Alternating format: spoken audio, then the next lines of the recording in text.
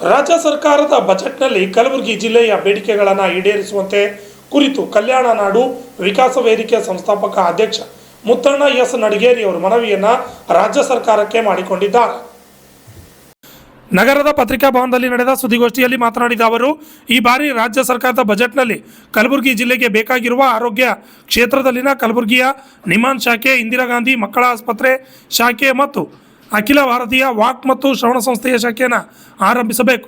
ಅಲ್ಲದೆ ಶಿಕ್ಷಣ ಕ್ಷೇತ್ರ, ಕೃಷಿ ಕ್ಷೇತ್ರ, ನೀರಾವರಿ ಕ್ಷೇತ್ರ, ಉದ್ಯೋಗ ಮತ್ತು ಕೈಗಾರಿಕಾ ಕ್ಷೇತ್ರ, ಸಾರಿಗೆ ಸಂಪರ್ಕ ಕ್ಷೇತ್ರ, ಪ್ರವಾಸೋದ್ಯಮ ಕ್ಷೇತ್ರ, ಕ್ರೀಡಾ ಕ್ಷೇತ್ರ, ಕಲಬುರಗಿ ಮಹಾನಗರದ ಅಭಿವೃದ್ಧಿಗೆ ಅನುದಾನ ಸೇರಿದಂತೆ ವಿವಿಧ ಕ್ಷೇತ್ರಗಳ ಅಭಿವೃದ್ಧಿಗೆ ಬೇಡಿಕೆಗಳನ್ನು ಮುಖಂಡರು ಇಟ್ಟು ಈ ಎಲ್ಲ ಬೇಡಿಕೆಗಳು ಬಜೆಟ್ನಲ್ಲಿ ಘೋಷಣೆ ಆಗಬೇಕು ಎಂದರು. ಸುದ್ದಿಗೋಷ್ಠಿಯಲ್ಲಿ ಬಾಬು ಮದನ್ಕರ್, ಜೈಬಿ ಮಾಳ್ಗೆ, ಮೋಹನ್ ಸಾಗರ್, ಮಲ್ಲಿಕಾರ್ಜುನ್ ದೊರೆ ಸೇರಿದಂತೆ ಅನೇಕರು ಹಾಜರಿದ್ದರು. Bureau report RJ32 Kannada news Kalaburagi. ಆರೋಗ್ಯ ಕ್ಷೇತ್ರಕ್ಕೆ ನಾವು ಶಂಕರಪ್ಪ ಪಾಟೀಲ್ ಅವರಿಗೆ ಅಭಿನಂದನೆ ಪತ್ರಿಕಾಗೋಷ್ಠಿ ಮಾಡ್ತೀವಿ. ಯಾಕಪ್ಪ ಅಂತಂದ್ರೆ ಏನು ಆರೋಗ್ಯ ಕ್ಷೇತ್ರಕ್ಕೆ ಏನು ಕೆಲಸ ಆಗಬೇಕು, ಮೆಚ್ಚುಗೆ ಕೆಲಸ ಆಗ್ಯಾವ. ಈಗ ಸದ್ಯಕ್ಕೆ ಏನಾಗಬೇಕಪ್ಪ ಅಂತಂದ್ರೆ ನಿಮಾನ್ ಶಾಖೆ ಆಗಬೇಕು ಕಲಬುರಗಿಯಲ್ಲಿ. ನಿಮಾನ್ಸ್ ಅಂದ್ರೆ ಇಂದಿರಾ ಗಾಂಧಿ ತಾಯಿ ಮತ್ತು ಮಕ್ಕಳ ಸಂಸ್ಥೆ ಅಂತಂದ್ರೆ ಆಸ್ಪತ್ರೆ ಶಾಖೆ ಕಲಬುರಗಿ ಮಾಡ್ತೀವಿ ಅಂತಂದ್ರೆ ನಿಮಾನ್ ಸಂಸ್ಥೆ ಜೊತೆಗೆ ಅದು ಆಸ್ಪತ್ರೆ ಮಾಡ್ತೀವಿ ಅಂತಂದ್ರೆ ಅದು ಆದಷ್ಟು ಬೇಗನೆ ಈ ಸಚಿವ ಸಂಪುಟದಾಗ ಅನುಮೋದನೆಯಾಗಿ ಘೋಷಣೆಗೆ ಸೀಮಿತ ಆಗ್ಬೋದು. ಅನುಮೋದನೆಯಾಗಿ ಅದು ಎರಡು ಆಸ್ಪತ್ರೆ ಕಲಬುರಗಿಯಲ್ಲಿ ಸ್ಥಾಪನೆ ಆಗಿರ್ತಕ್ಕಂಥ ಕೆಲಸ ಅಂದರೆ ಒಟ್ಟಾರೆ ಅದಕ್ಕೆ ಅನುದಾನ ಮೀಸಲಿಟ್ಟು ಕೆಲಸ ಸ್ಟಾರ್ಟ್ ಆಗಬೇಕಂತ ವಿನಂತಿದೆ. ಅದ್ರ ಜೊತೆಗೆ ಮೈಸೂರಿನಲ್ಲಿ ಅಖಿಲ ಭಾರತೀಯ ವಾಕ್ ಮತ್ತು ಶ್ರಮ ಸಂಸ್ಥೆ ಶಾಖೆ ಅದ ಮೈಸೂರಾಗ ಮೇನ್ ಬ್ರಾಂಚ್ ಅದ. ಅದ್ರದ್ದು ಶಾಖೆ ಮೊನ್ನೆ ಒಂದು ತಿಂಗಳಿಗೆ ಅವರು ದಿನೇಶ್ ಗುಂಡೂರಾವ್ ಅವರು ಅದು ಬ್ರಾಂಚ್ ಉತ್ತರ ಕರ್ನಾಟಕ ಕೊಡ್ತೀವಿ ಅಂತಂದ್ರೆ ಆ ಉತ್ತರ ಕರ್ನಾಟಕ ಏನು ಕೊಟ್ಟಂದ್ರೆ ಅವರು ಆ ಶಾಖೆ ಕಲಬುರಗಿ ಕೊಡಬೇಕು ಅಂತೇಳಿ ನಮ್ಮದು ವಿನಂತಿ. ಅದೇ ರೀತಿ ಶಿಕ್ಷಣ ಕ್ಷೇತ್ರದಾಗ ನಾವು SSLC ಇರ್ತೀವಿ, PUC ಇರ್ತೀವಿ, ಸಾಕಷ್ಟು ಇವೆಲ್ಲ ಸಂಪೂರ್ಣ ನಿರ್ವಹಣೆ ಆಗಬೇಕಂತಂದ್ರೆ ನಮ್ಮಲ್ಲಿ ಕೌಶಲ್ಯಾಭಿವೃದ್ಧಿ ಯೂನಿವರ್ಸಿಟಿ ಸ್ಥಾಪನೆ ಆಗಬೇಕು. 2016ದಾಗ ಕೇಂದ್ರ ಸಚಿವರಾಗಿದ್ದರು ಅನಂತಕುಮಾರ್ ಹೆಗಡೆ ಅವರು ಕಲಬುರಗಿ ಸ್ಕಿಲ್ ಯೂನಿವರ್ಸಿಟಿ ಕೊಟ್ಟು ಅಂತ ಪ್ರಾಮಿಸ್ ಮಾಡಿದರು. ಅದಾದ ನಂತರ 2022-23 ಬಿ ಶ್ರೀರಾಮ್ ಸಾಹೇಬರು ಹೇಳಿದರು ಸ್ಕಿಲ್ ಯೂನಿವರ್ಸಿಟಿ ಏನಾದರೂ ಪ್ರಪೋಸಲ್ ಮಾಡಿದ್ರೆ ಅಂದ್ರೆ ನಾವು ಕಲಬುರಗಿ ಕೊಡ್ತೀವಿ ಅಂತೇಳಿ. ಈಗ ಅದೇ ಸ್ಕಿಲ್ ಯೂನಿವರ್ಸಿಟಿ ಕಲಬುರಗಿ ಕೊಡಿ ಅಂತ ನಾವು ಒಂದು ಡಿಮಾಂಡ್ ಅದ. ಲಾಸ್ಟ್ ಸಚಿವ ಸಂಪುಟ ಸಭೆಗೆ ಸಂಡೂರು ಕೊಡ್ತೀವಿ ಅಂತಂದ್ರೆ ಅದಕ್ಕೆ ನಮ್ಗೆ ವಿರೋಧ ಅಲ್ಲ. ಯಾಕಪ್ಪ ಅಂತಂದ್ರೆ ಸಂಡೂರ್ಗೆ ಏನು ಪ್ರಪೋಸಲೇ ಇಲ್ಲ. ಆಲ್ರೆಡಿ ಇಬ್ಬರು ಮಿನಿಸ್ಟರ್ಗಳು ಕಲಬುರಗಿ ಕೊಡ್ತೀವಿ ಅಂತೇಳಿ ಹೇಳಿಕೆ ಕೊಟ್ಟದಕ್ಕೂ ನೀವು ಏನು ಪ್ರಪೋಸಲ್ ಇಲ್ಲ, ನಿಮ್ಮದು ರಾಜಕೀಯ ಒಳಪಕ್ಷ ನೀವು ಸಂಡೂರು ಹೋಗ್ತೀರಿ ಅಂದ್ರೆ ತಪ್ಪಾಗ್ತದೆ.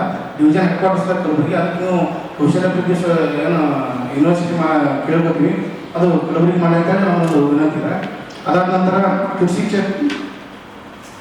ಕ್ಷೇತ್ರದಾಗ ಈಗ ನಮ್ಮಲ್ಲಿ 6 ಅಣೆಕಟ್ಟುಗಳ ಕಲಬುರಗಿ ಡಿಸ್ಟಿಕ್ದಾಗ 6 ಅಣೆಕಟ್ಟುಗಳ ಸಾಕಷ್ಟು ನೈಸರ್ಗಿಕ ಸಂಪನ್ಮೂಲ ಅಂದರೆ ನದಿ ನೀರಿನ ಮೂಲ ಹೆಚ್ಚಿಗೆ ಆದರೆ ಅದ್ರದ್ದು ಸದ್ಬಳಕೆ ಸರಿಯಾಗಿ ಆಗ್ತದೆ. ನಮ್ಮಲ್ಲಿ 6 ಡ್ಯಾಮ್ ಅದಾವ. ಆ ಡ್ಯಾಮಿಂದ ಹೆಂಗದ ಅಂತಂದ್ರೆ ನಮ್ಮ ದಾಖಲಾತಿಗಳ ಪ್ರಕಾರ ನಾವು ವಿಚಾರ ಮಾಡಿದ್ರೆ ಒಂದೊಂದು 60-70-100 ಕಿಲೋಮೀಟರ್ ತನಕ ಎಡದಂಡೆ ಬಡದಂಡೆ ಕಾಲುವೆ ಅಂತೇಳಿ ದಾಖಲಾತಿಗಳು ಹೋಗ್ತಾವ. ಆದರೆ ಒಂದು 200 ಕಿಲೋಮೀಟರ್ ಹೋದ ತಕ್ಷಣ ಮುಂದದು ಕಾಲುವೆಗಳು ಕಾಣಲೇ ಅದು ಏನು ಕಡಿಮೆ ಆಗ್ತವೆ. ಅಷ್ಟು ಮಟ್ಟಿಗೆ ಅದು ನೀರಾವರಿ ನಮ್ಮಲ್ಲಿ ನಿಷ್ಕಾಳಜಿಲ್ಲ. ಅದಕ್ಕೆ ನಾವೇನಂತೀವಿ, ಈಗೇನು ಕಾಲುವೆಗಳೇನು ಇದು ಆಗ್ಯಾವರು ಅವು ಕಾಲುವೆಗಳು ಆಧುನೀಕರಣಗೊಳಿಸಿ ಅವಕ್ಕೆ ದುರಸ್ತಿ ಮಾಡಿ ಒಟ್ಟಾರೆ ಅವರು ಡ್ಯಾಮಿಂದ ನೀರು ಅಣೆಕಟ್ಟುಗಳ ನೀರು ಅದು ರೈತರು ಹೊರಗಳಿಗೆ ಸರಿಯಾಗಿ ಹೊರಗಳಿಗೆ ತಲುಪತಕ್ಕಂಥ ಕೆಲಸ ಆಗಬೇಕು. ಅದಕ್ಕೆ ಈಗೇನು 6 ಡ್ಯಾಮಿಂದು ನೀರಿನ ಸದ್ಬಳಕೆ ಆಗಂಥ ಯೋಜನೆಗಳನ್ನು ಸರ್ಕಾರ ಘೋಷಣೆ ಮಾಡಬೇಕು. ಅದಾದ ನಂತರ ಕಲಬುರಗಿ ಜಿಲ್ಲೆ ಕರ್ನಾಟಕದಲ್ಲಿ ಅತಿ ಹೆಚ್ಚು ಬಿತ್ತನೆ ಭೂಮಿ ಹೊಂದಿರುವ ಪ್ರದೇಶ ನಮ್ಮ ಜಿಲ್ಲೆದಾಗಿಲ್ಲ. ಅದಕ್ಕೆ ನಾವು ಹೇಳ್ತೀವಿ ಎಲ್ಲ ಕಡೆ ಅಗ್ರಿಕಲ್ಚರ್ ಮತ್ತು ತೋಟಗಾರಿಕೆ ವಿಶ್ವವಿದ್ಯಾಲಯ ರಾಜ್ಯ ಸರ್ಕಾರ ಸ್ಥಾಪನೆ ಮಾಡಿದ. ನಮ್ಮ ಕಲಬುರಗಿಗೂ ತೋಟಗಾರಿಕೆ ಮತ್ತು ಕೃಷಿ ವಿಶ್ವವಿದ್ಯಾಲಯ ಎರಡು ಜಾಯಿಂಟ್ ಆಗಿ ಬಾಗಲಕೋಟೆದಾಗ ಯಾವ ರೀತಿ ಆ ರೀತಿ ಇಲ್ಲಿ ವಿಶ್ವವಿದ್ಯಾಲಯ ಸ್ಥಾಪನೆ ಮಾಡಿ ಅಂತ ಒಂದು ಬೇಡಿಕೆ ಇದೆ. ಅದಾದ ನಂತರ ಉದ್ಯೋಗ ಮತ್ತು ಕೈಗಾರಿಕಾ ಕ್ಷೇತ್ರ, ಈ ಉದ್ಯೋಗ ಕೈಗಾರಿಕಾ ಕ್ಷೇತ್ರದ ಬರಬೇಕಂದ್ರೆ ನಮ್ಮಲ್ಲಿ ಅತಿ ಹೆಚ್ಚು ಬಡತನದ ನಿರುದ್ಯೋಗದ ವಲಸೆಯದ ದಿನಾಲು 30-40 ಬಸ್ ಹೋಗ್ತಾ ಮಾಡೋದು. ವರ್ಷ ಜನ ಹೋಗ್ತಾರೆ ಬೆಂಗಳೂರಲ್ಲಿ, ಪುನಃ ಮುಂಬೈಗೆ ಹೋಗ್ತಾರೆ, ಹೈದರಾಬಾದ್ಗೆ ಹೋಗ್ತಾರೆ. ಈ ಟ್ರೈನ್ಗಳು ಸಾಕಷ್ಟು ಸಮಸ್ಯೆ ಇದೆ. ಆ ಟ್ರೈನಿಗೆ ಜನ ವರ್ಷ ದಿನ ಹೋಗ್ತಾರೆ ಬೆಂಗಳೂರು ಮೆಟ್ರೋ ಸಿಟಿಗೆ. ಅದಕ್ಕೆ ಕೇಂದ್ರ ಸರ್ಕಾರದಿಂದ PM ಜವಳಿ ಪತ್ರ ಘೋಷಣೆಯಾಗಿ 3 ವರ್ಷ ಇರ್ತದೆ. ರಾಜ್ಯ ಸರ್ಕಾರ ಮೂಲಭೂತ ಸೌಕರ್ಯ ಯಾವುದೇ ಸೌಕರ್ಯ ರೂಪಿಸ್ತಕ್ಕಂಥ ಕೆಲಸ ಮಾಡಿಲ್ಲ. ಈ ಕೆಳಗಿನಿಂದ 50 ಕೋಟಿ ರೂಪಾಯಿ ಕೊಟ್ಟಿದ್ದಾವೆ ಅಂತ ಹೇಳ್ತಾರೆ. ಕೊಟ್ಟಿದ್ದು ಅಂತ ಹೇಳಿ 1 ವರ್ಷ ಇತ್ತು. ಅದರಲ್ಲಿ ಮೂಲಭೂತ ಸೌಲಭ್ಯ ಮಾಡ್ತಕ್ಕಂಥ ಕೆಲಸ ಇನ್ನೂ ಆಗಿಲ್ಲ. ಅದಕ್ಕೆ ನಾವು ರಾಜ್ಯ ಸರ್ಕಾರಕ್ಕೆ ಈ ಮೂಲಕ ಮತ್ತೊಂದು ವಿನಂತಿ ಮಾಡ್ಕೋತೀವಿ. ಏನು ಪಿ ಎಮ್ ಟೆಕ್ಸ್ಟೈಲ್ ಪಾರ್ಕ್ ಏನು ಘೋಷಣೆ ಆಗಿದೆ ಅದಕ್ಕೆ ನೀವು ಮೂಲಭೂತ ಸೌಕರ್ಯಗಳು ಕೊಟ್ಟು ಆದಷ್ಟು ಬೇಗನೆ ಅದನ್ನು ಸ್ಟಾರ್ಟ್ ಆಗೋ ಕೆಲಸ ಶೀಘ್ರವಾಗಿ ಮಾಡಬೇಕಂತೇಳಿ ಈ ವಿನಂತಿ ಇದೆ.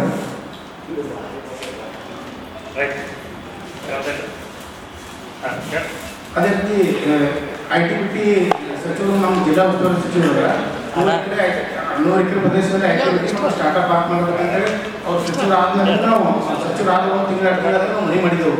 ಅವಾಗ ನಾವು ಪರಿಶೀಲನೆ ಮಾಡ್ತಿದ್ದು ನಾವು ಇದಕ್ಕಿಂತ ಬಿಫೋರ್ ನಾವು ಹೋದ ಅವ್ರ ಸರ್ಕಾರದಾಗಿನೇ ಸೇಮ್ ಅದೇ ರೀತಿಯಾಗಿದ್ದರು IT/BT ಖಾತೆದಾಗಿದ್ದರು.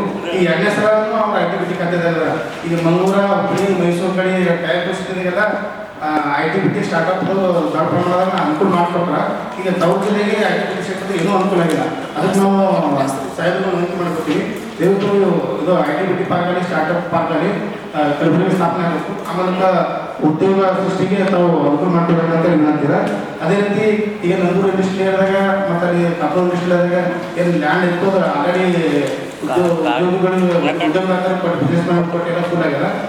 ಅದಕ್ಕೆ ಕಲಬುರಗಿ ಇನ್ನೂ 1000 ಎಕರೆ ಪ್ರದೇಶದಾಗ ಉದ್ಯೋಗ ಕೊಡೋ ಕೆಲಸ ಆಗಬೇಕಂದ್ರೆ KIDBಯಿಂದ ಮತ್ತು ಕೈಗಾರಿಕಾ ಪಾರ್ಕ್ ಸ್ಥಾಪನೆ ಮಾಡಬೇಕಂತ ವಿನಂತಿ. ಅದೇ ರೀತಿ ಸಾರಿಗೆ ಸಂಪರ್ಕದಾಗ ಈಗ ಲಾಸ್ಟ್ ಟೈಮ್ ಏಮ್ಸ್ ರಾಯಚೂರು ಸ್ಥಾಪನೆ ಮಾಡಬೇಕಂತೇಳಿ ಸಚಿವ ಸಂಪುಟದಾಗ ಬೆಳಗಾವಿ ವಿಧಾನಮಂಡಲ ಅಧಿವೇಶನದಾಗೆ ನೆರವು ಮಾಡಿ ಕೇಂದ್ರ ಸರ್ಕಾರ ಕಳಿಸ್ಯಾರ. ಅದೇ ರೀತಿ ನಮ್ಮದು 1984ರಿಂದ ರೈಲ್ವೆ ಡಿವಿಷನ್ ಡಿಮಾಂಡ್ ಅದ. ಆ ಡಿಮಾಂಡ್ ಸರಿಯಾದ ಸಚಿವ ಸಂಪುಟದಾಗ ಈಗೇನು ಬಜೆಟ್ ಅದ ಘೋಷಣೆ ಮಾಡಿಸಿ ಕೇಂದ್ರ